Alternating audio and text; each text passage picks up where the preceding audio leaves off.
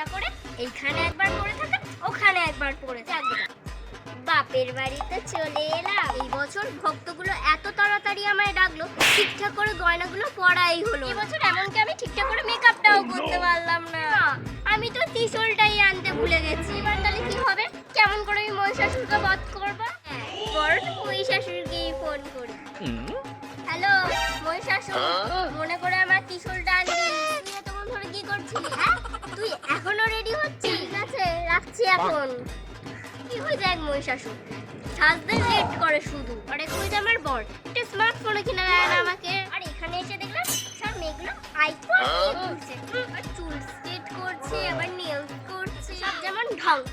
আর পূজার 5 দিন সব পাল্টে পাল্টে জামা কাপড় পরবে। আমি একটা শাড়ি পরেই কাটিয়ে। ছেলেদের কথাটা বলাই যায় না। এদিকে তো মেয়েদের সম্মানই করে না, আর আমার ঢাল ঢুল পিটিয়ে পুজো করে। সব অসুরের সমান। ওদের আমি ত্রিশূল দিয়ে বধ করবো। যারা আমায় শুদ্ধ মনে পুজো করে তাদের আমি আশীর্বাদ দেব। বছর আমি মহাদেবকে বললাম আমাকে একটা স্মার্টফোন কিনে দিন, আর পুজোয় 10টা শাড়ি আনবো 5 দিন পরার জন্য।